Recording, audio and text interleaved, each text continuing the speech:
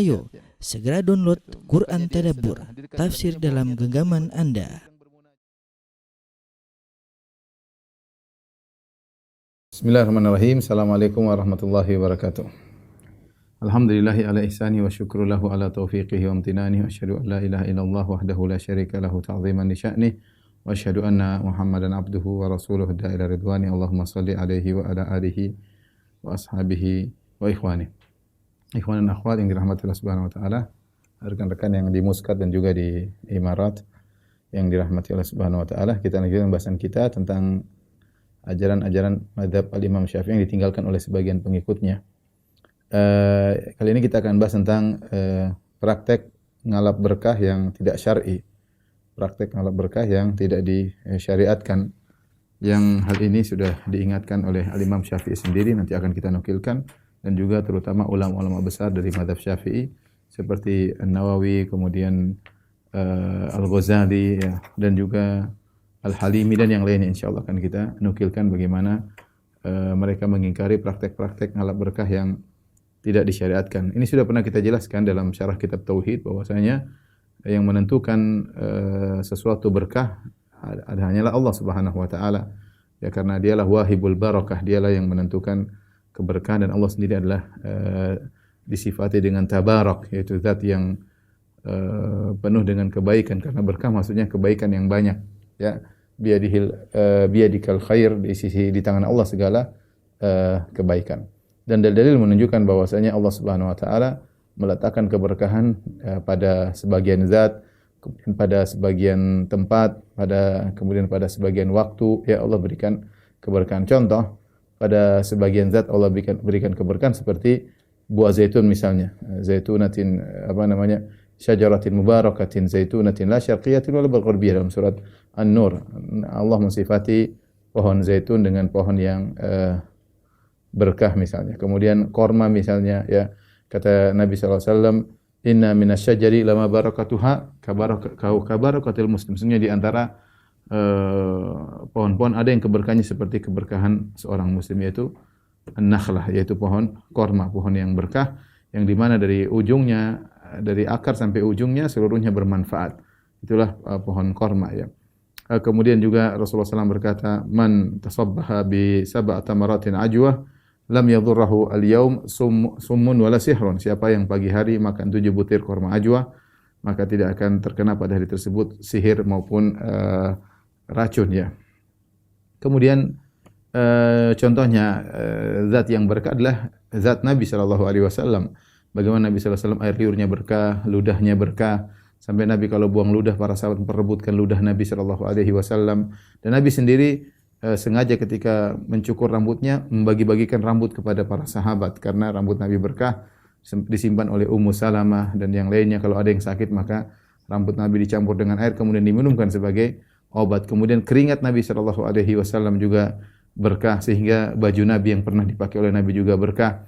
Dan ini khusus buat Nabi sallallahu alaihi wasallam. Kemudian juga ada keberkahan berkaitan dengan tempat, misalnya Al-Haramain, ya, yaitu Masjid Nabawi, Masjidil Haram, ya. Dua-duanya adalah tanah suci, tanah haram.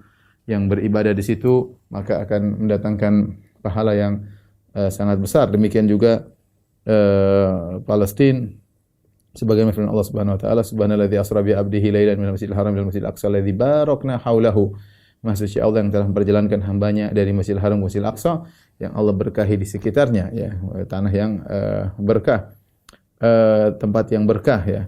Secara umum masjid adalah tempat yang berkah, ya.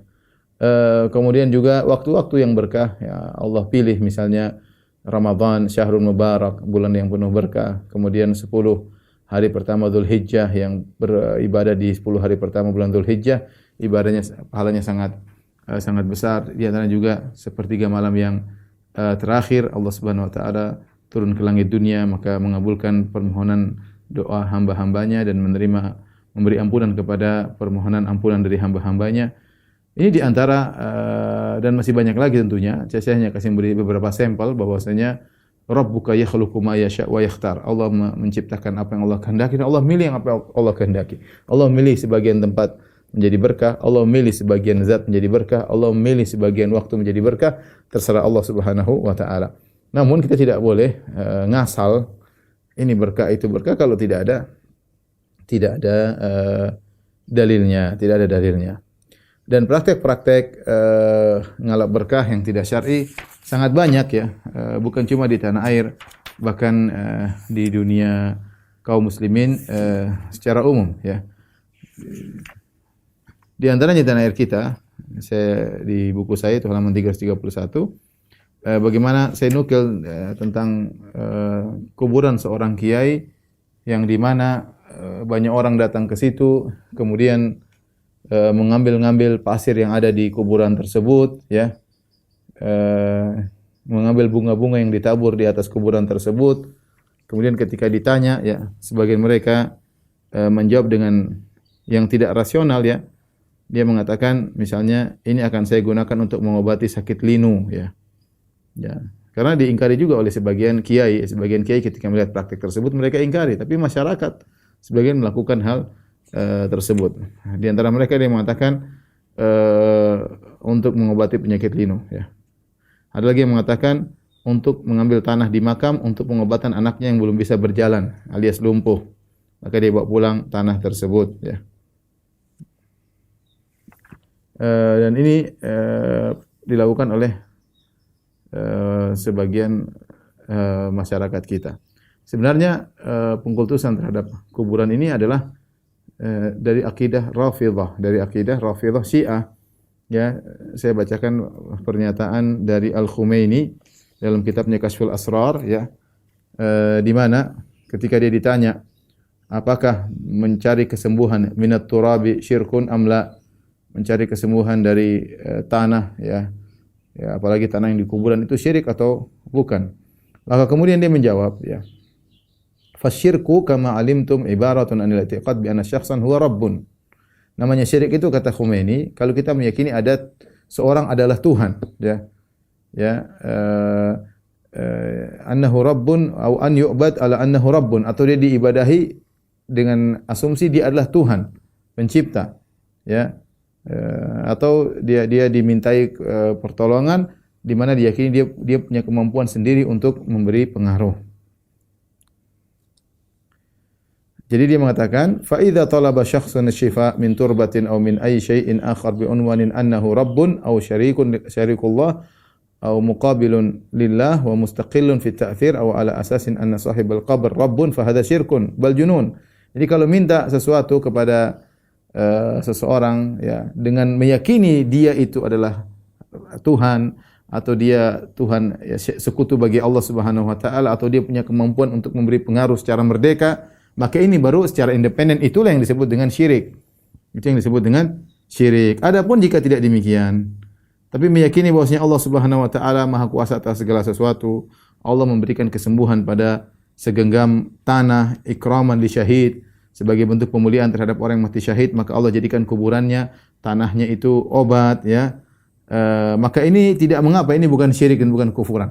Ini selalu ini yang diambil juga orang sufi, ya. Mereka mengatakan namanya syirik itu kalau kita meyakini ada Tuhan yang lain, atau kita meyakini sesuatu memiliki kemampuan, punya pengaruh tanpa izin Allah. Tapi kalau kita meyakini ini semua dari Allah, maka itu bukan syirik. Ya, seperti mereka mengatakan tanah, ya, kalau tanah kita yakin ini Allah yang kasih, yang bikin tanah menjadi obat, maka ini bukan syirik, ini tidak jadi masalah, ya. Ya. Kita bilang kalau Allah mau berkehendak, jangankan tanah, kotoran jadi obat juga bisa, ya. Tapi mana dalil bahwasanya tanah ini Allah berkahi kemudian menjadi obat? Mana dalil bahwasanya tanah yang diambil dari kuburan syuhada kemudian menjadi obat? Mana dalilnya? Mana dalilnya bahwasanya tanah ini menjadi berkah? Itu saya katakan tadi, masalah berkah tidak boleh kita sembarang. Ini berkah, ini berkah, ini berkah. Karena kita akan bertabrakan dengan dalil yang menyatakan mengambil sesuatu yang bukan sebab dianggap sebagai sebab merupakan kesyirikan. Ketika orang-orang musyrikin menggantungkan pedang-pedang mereka di Dzatu Anwat, sebuah pohon bidara, Rasulullah mengatakan itu pohon bidara tersebut dijadikan Tuhan oleh mereka. Karena tidak ada dalil yang menunjukkan bahwasanya pohon bidara tersebut diberi izin oleh Allah untuk mendatangkan keberkahan, enggak ada dalilnya. Ya, sehingga sama seperti jimat ketika dipakai, kenapa dihukumi syirik? Ya karena seorang meyakini jimat itu bisa membantu dengan izin Allah. Itu namanya syirik kecil. Kalau seorang meyakini jimat ini memiliki kemampuan untuk memberi pengaruh secara merdeka independen, syirik besar. Tapi kebanyakan orang tidak demikian. Kebanyakan orang pakai jimat itu dia meyakini bahwasanya jimat ini membantu dia sebagai sebab. Itulah syirik kecil. Kalau meyakini jimat ini punya kemampuan sendiri secara independen, secara istiqlal, secara merdeka, maka itu syirik akbar. Jadi kita punya kaidah menjadikan suatu sebab sesuatu yang bukan sebab dianggap sebab, ya, seperti jimat misalnya, maka itu adalah syirik asghar, syirik asghar. Tapi ketika meyakini bahwasanya sebab tersebut memiliki kemampuan untuk memberi pengaruh secara independen, maka jadi syirik akbar. Jadi masalah mereka ini, mereka menganggap namanya syirik itu kalau meyakini ada Tuhan selain Allah. Adapun menganggap misalnya mayat sebagai wasilah, atau misalnya pasir di kuburan adalah obat. Ini semua bukan syirik. Ya. Kita bilang enggak, ini hukum asalnya syirik kecil. Kalau tidak ada keyakinan terhadap mayat. Tapi kalau punya keyakinan terhadap mayat, beribadah kepadanya, berdoa kepadanya, bisa berubah menjadi syirik akbar. Adapun mengambil pasir yang ada di kuburan, dianggap sebagai obat, maka ini syirik kecil hukum asal. Ini tabaruk yang tidak boleh. Karena Allah tidak pernah menjadikan bahwasanya tanah yang ada di kuburan para wali kemudian menjadi obat. Enggak ada. Tidak ada dalilnya. Ya, dan ini saya lihat sendiri bagaimana orang Syiah waktu di Madinah, dia ngambil pasir di kuburan di Baqi. Saya lihat sendiri dia ambil. Kebiasaan orang Syiah diikuti oleh sebagian kaum muslimin. Ya. Makanya mereka, saya tulis dalam buku saya 33 Banyolan Syiah, bagaimana mereka meyakini tentang tanah yang ada di kuburan Husain menjadi berkah, ya, sampai ketika Husain dikubur di Karbala, maka sekian kilo dari sebelah kanan, sekian kilo sebelah kiri, sekian kilo sebelah timur, sebelah barat, sebelah utara, sebelah selatan, semuanya jadi berkah karena keberkahan Husain sebagai bentuk pemulihan Allah kepada Al-Husain radhiyallahu taala anhu. Maka tanah di sekitar Husain menjadi berkah, sehingga mereka mengatakan jadi obat. Ini semua khurafat, tidak ada dalilnya, dan ini adalah syirik kecil kalau kita hanya sekedar meyakini tanah tersebut menjadi obat karena tidak ada dalilnya. Kalau menjadi obat, kita ingin tanya, obat tersebut tanah di kuburan itu berapa dosisnya untuk kita makan? Apakah 3 sendok sehari atau bagaimana? Coba dipraktekannya. Kita ingin tahu bagaimana obat dari tanah kuburan tersebut. Karena sebagian kaum muslimin di tanah air kita meyakini hal tersebut, datang ke kuburan wali kemudian diambil pasirnya sampai kuburan jadi bolong, ya. Enggak boleh ini ngambil tanah di kuburan, ya. Diisi lagi, nanti diambilin lagi, ya. Kejahilan.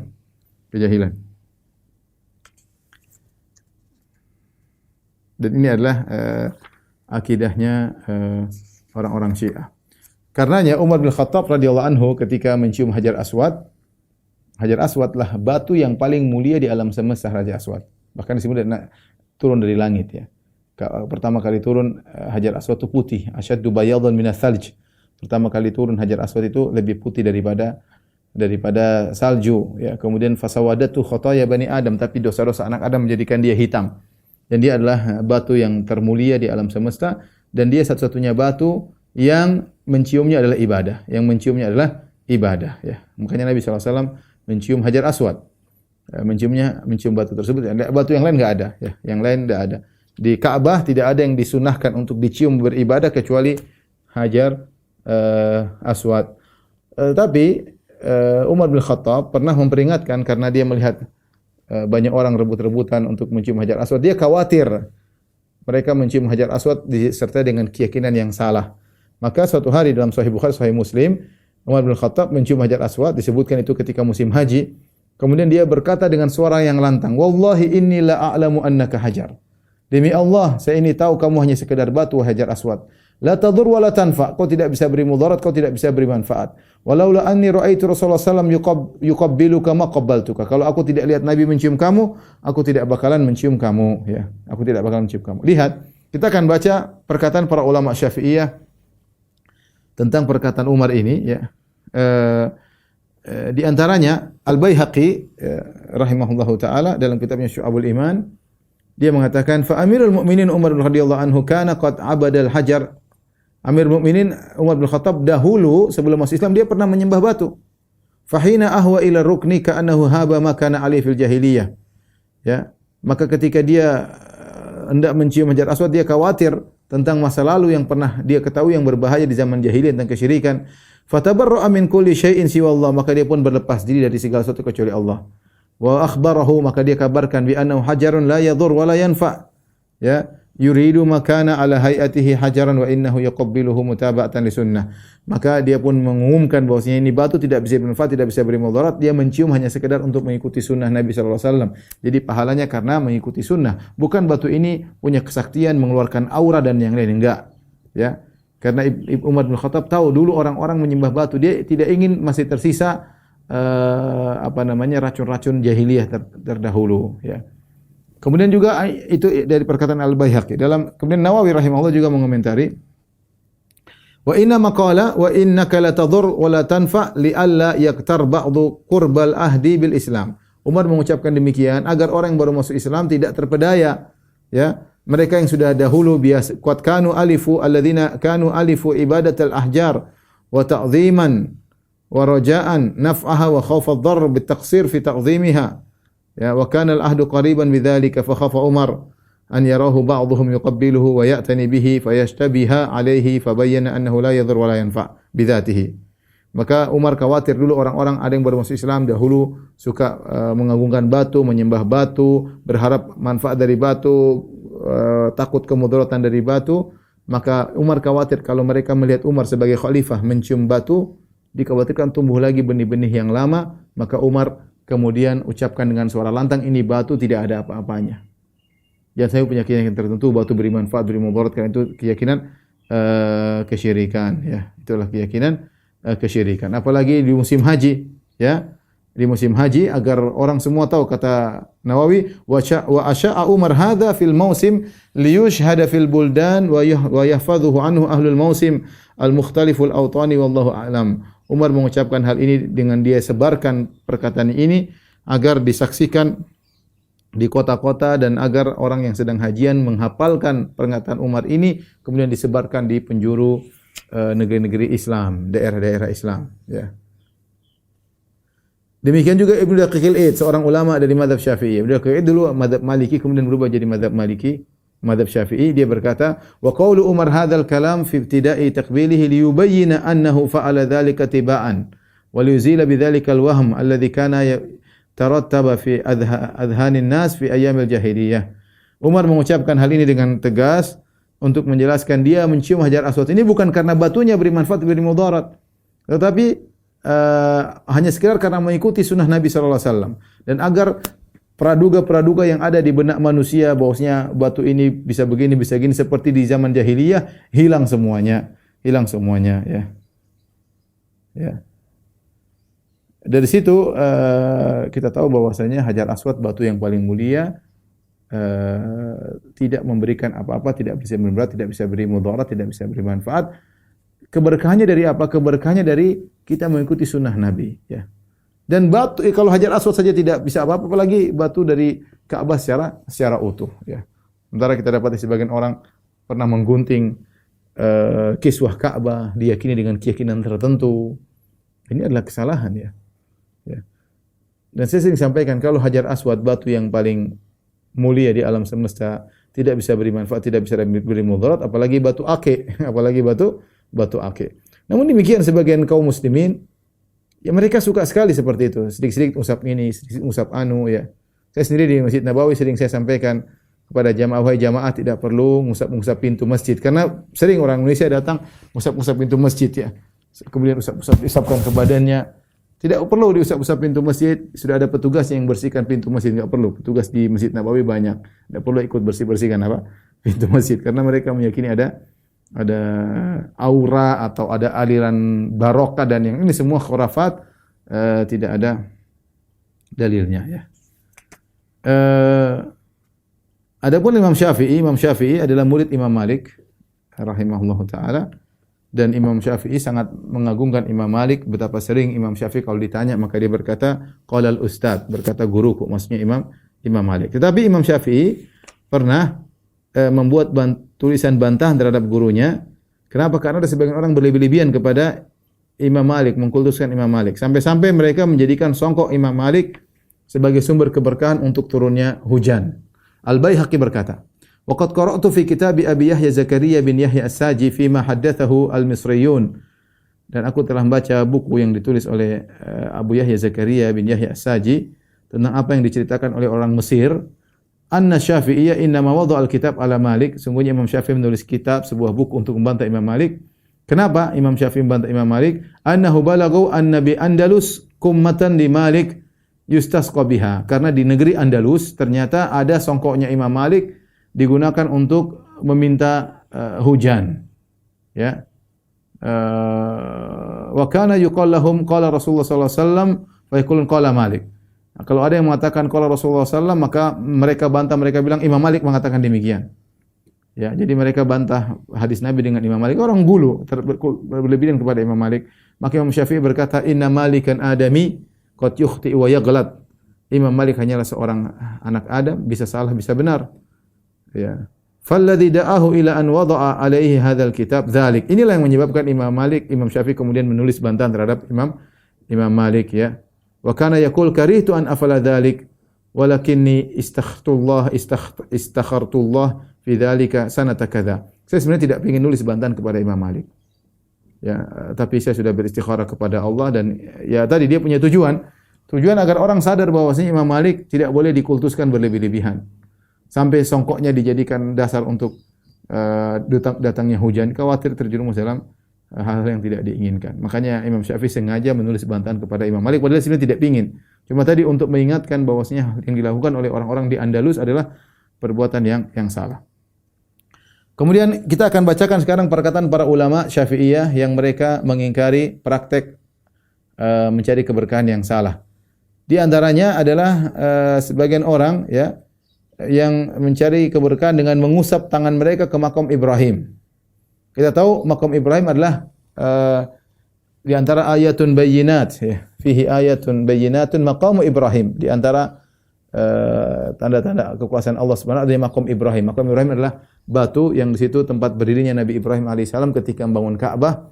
Karena Ka'bah agak tinggi, maka Ibrahim mencari batu sebagai pijakan alaihissalam, kemudian Nabi Ismail mengoffer batu, kemudian disusun oleh Nabi Ibrahim alaihissalam. Terus makam Ibrahim terus berjalan sampai kemudian Ka'bah selesai dibangun.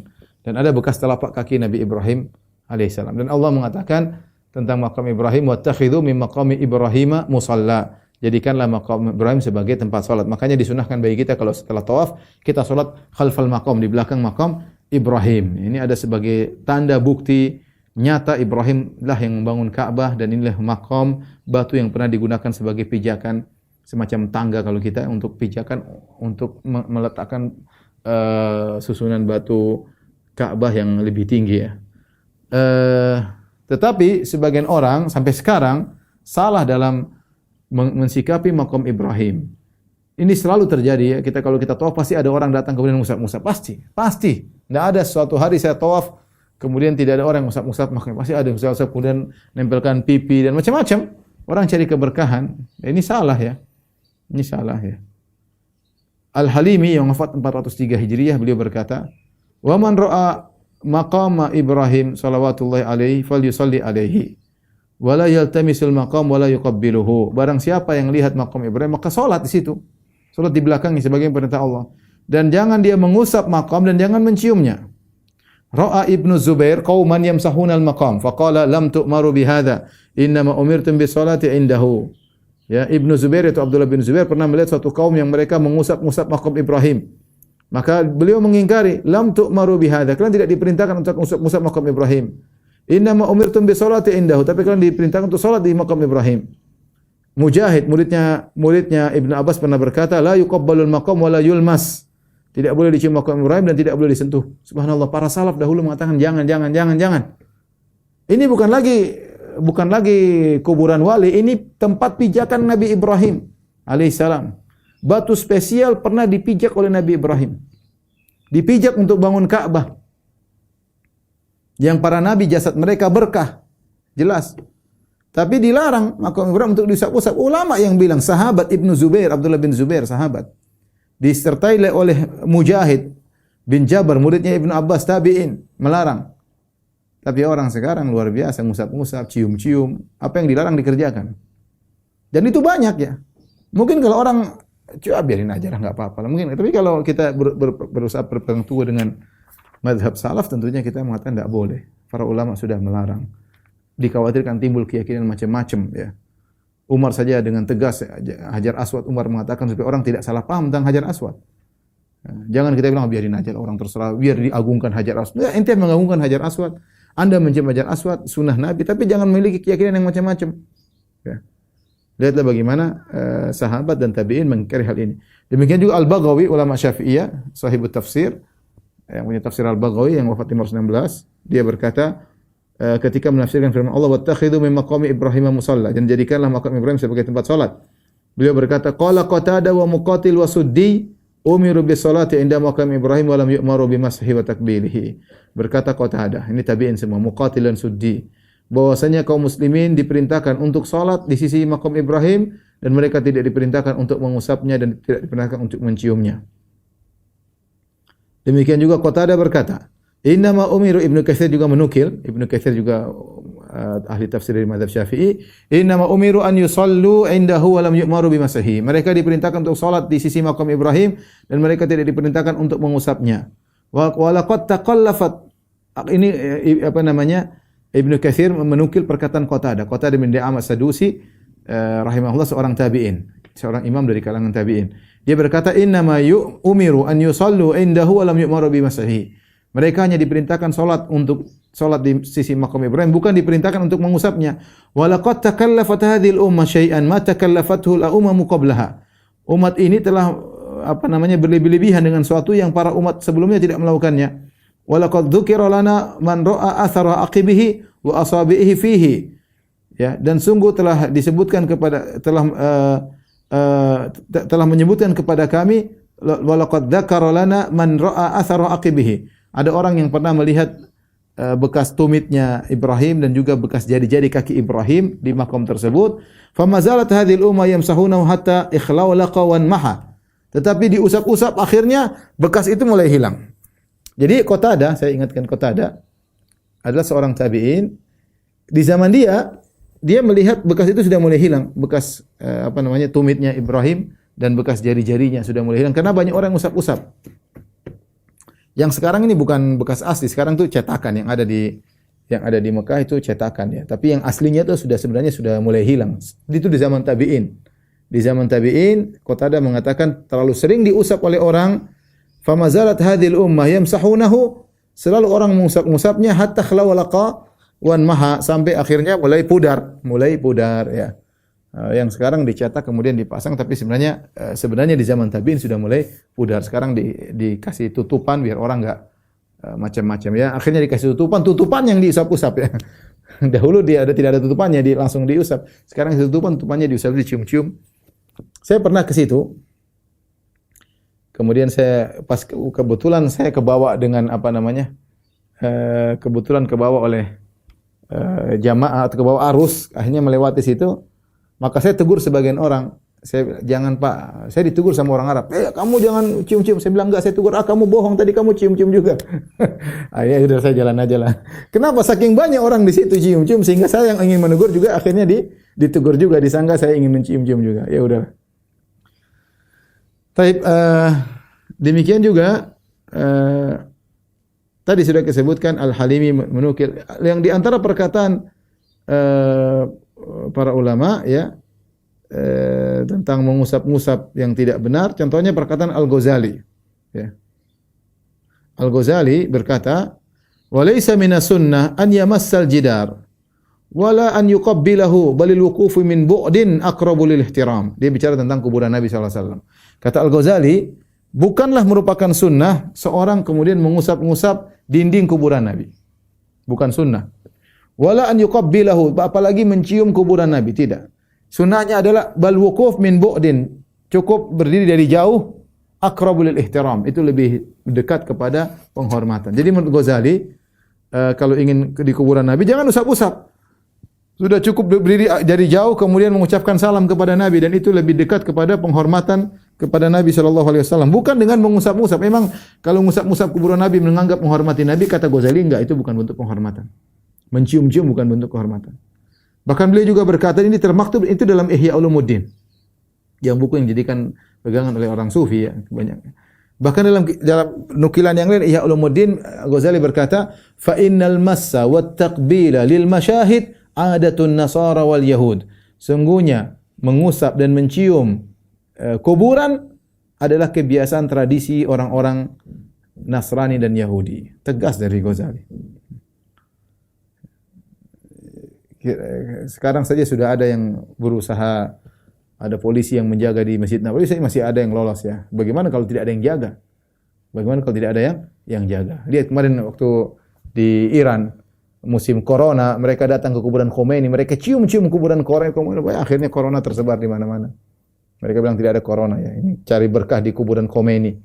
Mereka cium-cium kuburan Khomeini, mereka usap-usap kuburan Khomeini, mulut bertemu dengan akhirnya virus tersebar. An-Nawawi rahimahullah, ulama besar Syafi'iyah berkata, la yajuzu an yutafa bi qabrihi Nabi sallallahu alaihi wasallam. Tidak boleh tawaf di kuburan Nabi. Wa yukrahu ilsaqu dhuhr wal batan. Dan tidak boleh menempelkan punggung atau perut bijidaril qabr. Jangan. Tidak boleh menempelkan perut atau punggung di dinding kuburan. Qalahu Abu Abdul Ubaidillah Al-Halimi, dan beliau menukil perkataan Halimi wa ghairu dan yang lainnya. Qalu wa yukrahu mashu bil yadi. Mereka berkata juga dimakruhkan ya, dibenci untuk mengusap dengan tangan, wa taqbiluhu, dan mencium dinding kuburan Nabi. Balil adab an yab'uda minhu, tapi adab yang benar jauh dari kuburan Nabi. Kama yab'udu minhu law hadarahu fi hayatihi. Sebagaimana kalau Nabi masih hidup, maka tidak perlu kita dekat-dekat, cukup dari jauh kemudian kita mengucapkan salam. Ya. Hadha huwa shawab. Kata Nawawi, ini yang benar. Alladzi qalahul ulama, yang dikatakan oleh para ulama, wa atbaqu alaihi, dan mereka sepakat akan hal ini. Kuburan Nabi tidak diusap, tidak dicium, tapi cukup dari jauh kita mengucapkan salamu alayka ya Rasulullah ya. Kemudian peringatan kata beliau, wala yughtar bi mukhalafati katsirin minal awam wa fi'lihim lidzalik. Jangan terpedaya dengan penyelisihan banyak orang awam yang mereka melakukan demikian. Jangan terpedaya. Banyak kalau kita banyak orang melakukan demikian. Seandainya tidak ada penjaga di Masjid Nabawi, tidak ada askar, saya rasa sudah banyak orang rebut-rebutan cium kuburan Nabi. Tapi ada askar yang larang, ada petugas. Seandainya tidak ada, orang mungkin rame-rame. Dan itu mungkin di zaman Nawawi mungkin banyak. Makanya Imam Nawawi rahimahullah mengatakan jangan terpedaya. Banyak yang melakukan tapi jangan terpedaya sama perbuatan orang-orang awam. Fa innal iqtida' wal amal innama yakunu bil ahadithi sahihati. Yang dijadikan teladan atau beramal adalah berdasarkan hadis-hadis yang sahih. Wa aqwalil ulama, dan perkataan para ulama. Wala yultafatu ila muhdatsatil awam wa ghairihim wa jahalatihim. Dan jangan peduli dengan bid'ah yang dilakukan oleh orang awam dan yang lainnya dan kebodohan-kebodohan mereka.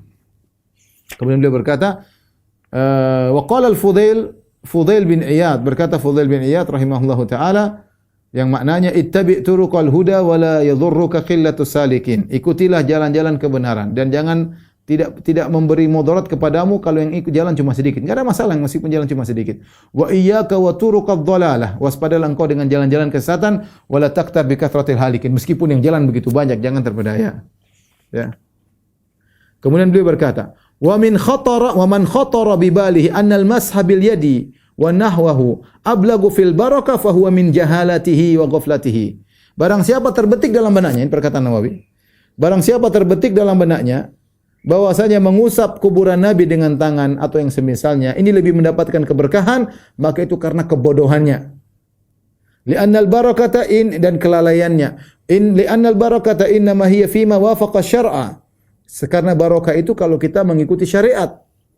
Wa kaifa yanbaghil fadlu fi mukhalafati shawab. Bagaimana mau dicari kemuliaan dengan cara menyelisih kebenaran. Dan inilah yang terbetik dalam banyak orang ketika mereka ingin mengusap pikiran mereka, ini adalah keberkahan, ini lebih baik ya.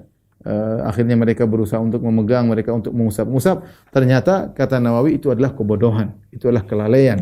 Namanya keberkahan adalah sesuai dengan syariat dan bukan menyelisihi syariat. Inilah nukilan-nukilan dari ulama Syafi'iyah mengingatkan kepada kita hati-hati, jangan sembarang kita kemudian mencari-cari keberkahan yang tidak ada dalil, terutama yang berkaitan dengan kuburan-kuburan. Ya, karena tadi di awal saya sampaikan sekelompok orang datang ke kuburan wali yang dianggap wali atau dianggap kiai, kemudian ngambilin pasir-pasir, ya, dibuat obat lah, buat berkah lah. Ini kebiasaan orang-orang Yahudi dan Nasara, kata Al-Ghazali tadi. Ya, inilah kebodohan. Yang bilang begitu Nawawi rahimahullah taala, yang bilang begitu adalah Al-Ghazali, yang bilang begitu adalah Al-Halimi, ya, ulama-ulama Syafi'iyah yang sudah diingatkan oleh para salaf. Namun sebagian orang seperti tadi, ya, nekat, ya mungkin punya ide-ide sendiri atau ikut-ikutan. Ternyata inilah kebiasaan orang-orang Syiah Rafidhah. Pengagungan terhadap kuburan adalah tradisi orang-orang Rafidhah yang diikuti oleh sebagian kaum muslimin di tanah air maupun di alam Islami. Taib, ini saja yang bisa saya sampaikan, ikhwan akhwat yang dirahmati Allah Subhanahu wa taala. Wallahu alam bisawab. Demikian saja yang saya sampaikan, kurang lebihnya insyaallah kita akan lanjutkan pada pertemuan berikutnya. Wabillahi taufiq wal hidayah. Assalamualaikum warahmatullahi wabarakatuh.